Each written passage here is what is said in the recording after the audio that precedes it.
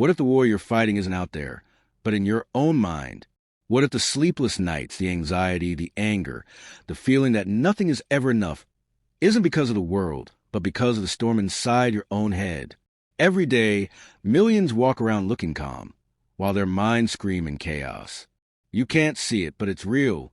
The racing thoughts, the self-doubt, the invisible battles. And here's the truth most people avoid. No amount of money, praise, or success will ever bring you peace if your mind is still a battlefield. You can change jobs, move cities, even fall in love. But if you don't master your thoughts, you will carry that chaos everywhere. Mastery of the mind is not a luxury. It is survival. It is freedom. It is the path to a life not just lived, but felt. Because when your mind is calm, your decisions sharpen, your energy returns, and the noise of the world no longer drowns out your purpose. The people who win in life aren't the loudest. They're the stillest. They've trained their minds to obey, not rebel. That is the work. That is the power. And it begins with one truth. Master your mind, find peace. Napoleon Hill taught that the mind is both the source of our greatest wealth and the deepest suffering. And you don't need to look far to see it in action. Just think about how your day begins. You wake up, maybe the alarm jolts you, and before your feet even hit the floor, your mind starts racing. I'm already behind. What if I mess up again today? Why does everything feel so heavy? These thoughts creep in like uninvited guests, and without realizing it, your entire mood shifts. Your shoulders tense. Your breath shortens. That invisible pressure builds, and all you did was wake up. That's the battlefield. Not in your job, not in your relationships, but in your thoughts. When left unchecked, the mind floods you with fear, doubt, worry, resentment. It becomes your enemy, not your ally. Hill said it best. You either control your mind or it controls you. And most people, their minds run wild. They react to every emotion, every insecurity, every old memory that replays without permission. That's why you must become the watchman at the gate. You must guard your thoughts like your life depends on it, because it does. Every decision you make, every action you take, is filtered through the lens of what you allow your mind to believe. Mastering this isn't about perfection. It's about awareness. It's about choosing which thoughts stay and which ones must go. Because the minute you let your thoughts choose your day, you've already lost. But when you choose your thoughts, when you stand guard at the gate of your mind, that's when the war starts to turn in your favor. That's when peace begins to rise, not from outside you, but from within. Napoleon Hill said, whatever the mind can conceive and believe, it can achieve. But most people only focus on the achieve part. They forget that the path to peace, success, even healing, starts with what the mind conceives. Every thought is a seed. If you plant doubt, you grow fear. If you plant anger, you harvest chaos. But if you plant belief, hope, gratitude, you begin to grow peace. It doesn't happen overnight, but the transformation is real. I knew a man who lived with deep depression for years. Every morning he woke up expecting pain, failure, rejection. He didn't realize he'd been feeding that darkness with his thoughts. Every time he told himself he wasn't enough, every time he imagined a worst-case scenario. But one day, something shifted. He didn't get better. He got aware. He started writing down one good thing every morning, even if it was just, I woke up. He caught negative thoughts mid-sentence and replaced them, even when it felt fake. And day by day, the fog lifted. Not because the world changed, but because his mind did. He stopped watering what was killing him. That's the power we all have. You are not your thoughts, but you become the ones you repeat. And peace? It doesn't show up in chaos. You have to invite it by choosing the thoughts that support it.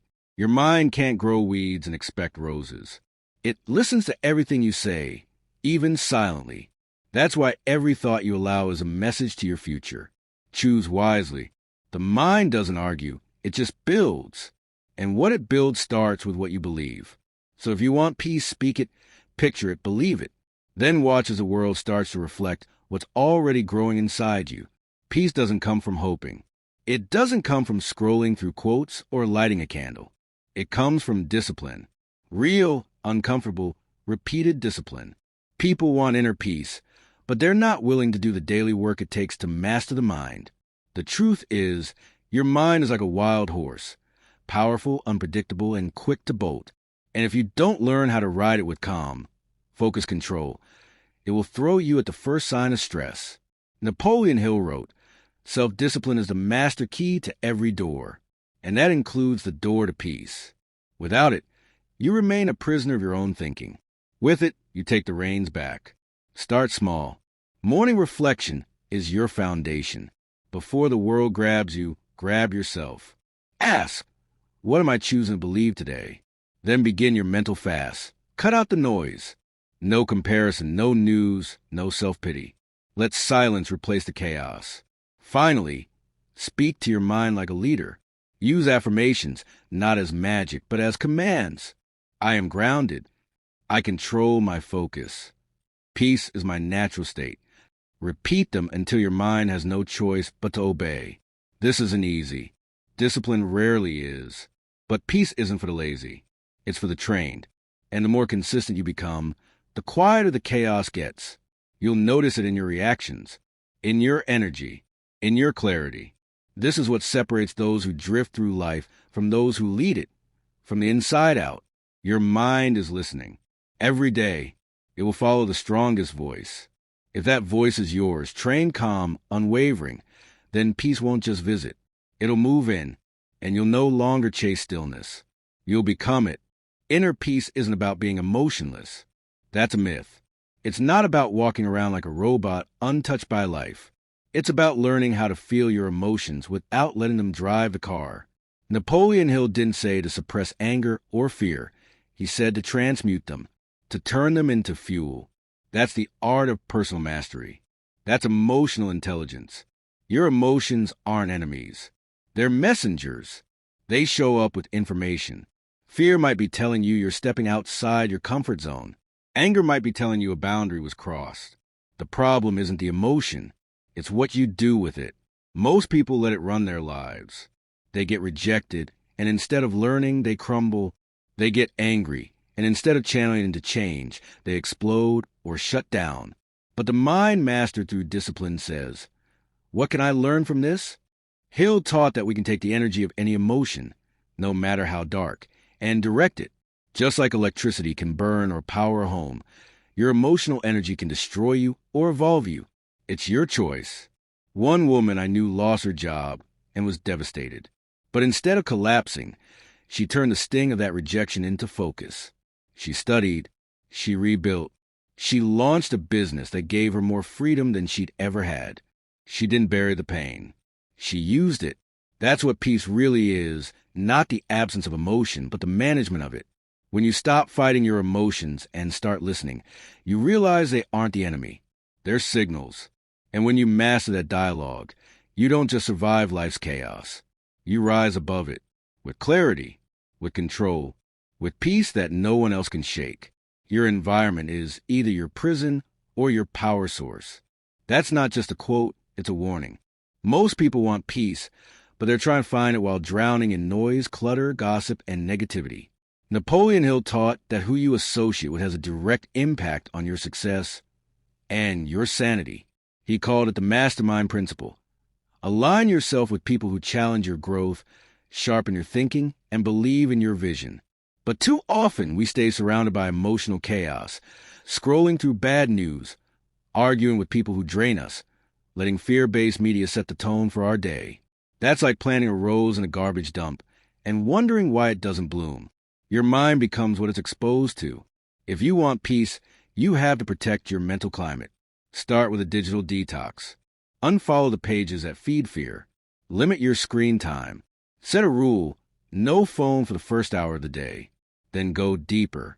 Fill your space with uplifting content. Read books that nourish you. Play music that heals. Listen to people who speak life. And yes, limit contact with toxic people.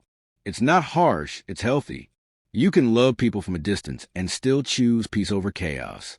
Clean up your space, your feed, your circle. Your environment whispers to your mind constantly. Make sure it's saying something that helps, not hurts.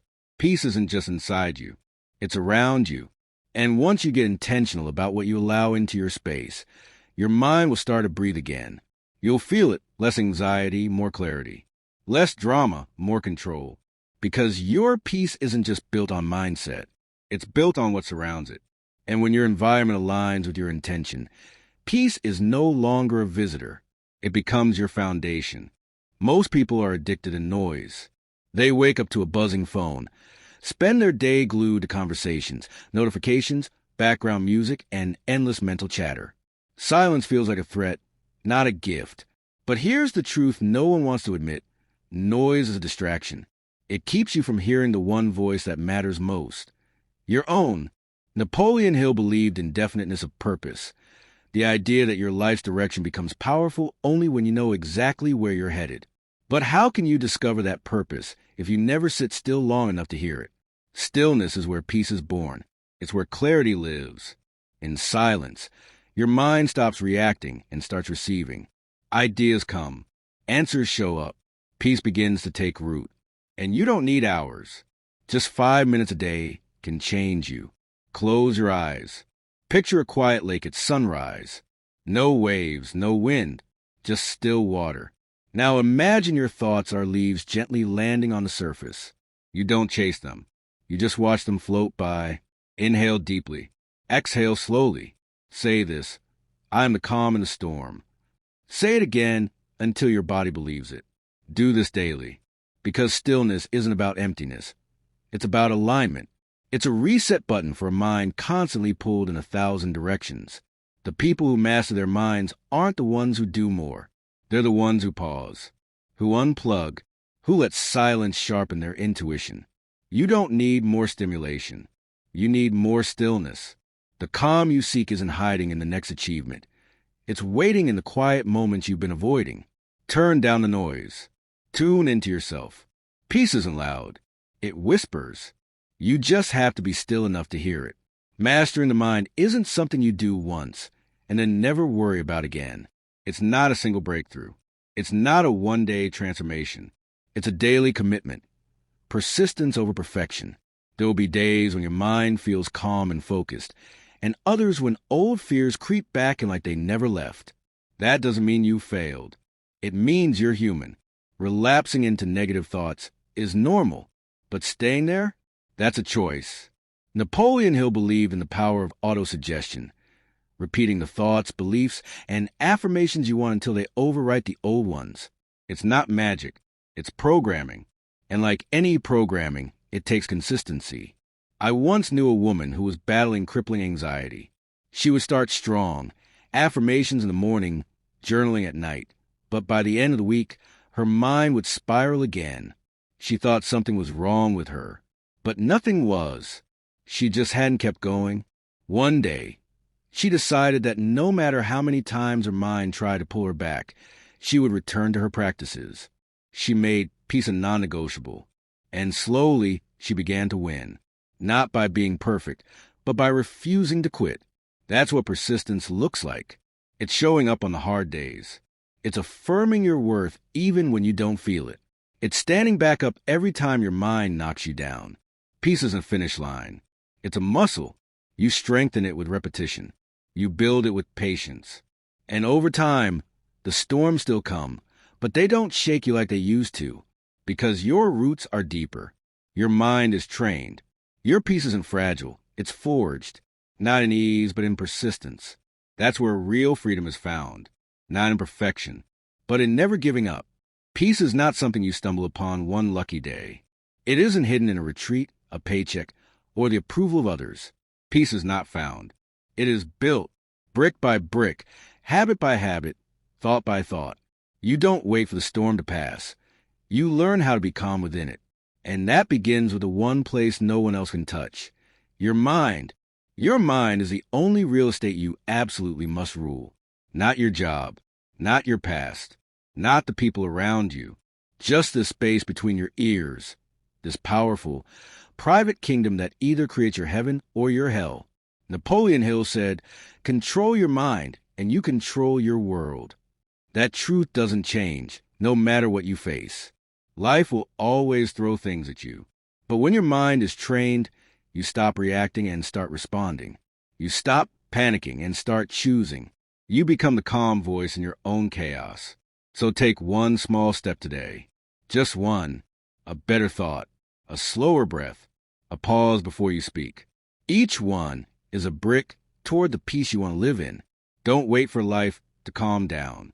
Don't keep running toward a finish line that keeps moving. The peace you're chasing out there is already waiting inside you. You just have to clear a path to it. Strip away the noise. Reclaim your power. Start small. Keep going. Because at the end of the day, peace isn't some magical state. It's a daily decision, a mental muscle, a practice of persistence. And once you master your mind, peace doesn't have to be chased anymore. It starts showing up on its own. Don't chase peace. Become it. If any part of this stirred your heart or made you pause, don't just scroll. Act. Start with one new thought today. One shift. One breath. If you're ready to take control of your mind and build your peace, comment, "I choose peace" below, and subscribe for more timeless wisdom they don't teach in school.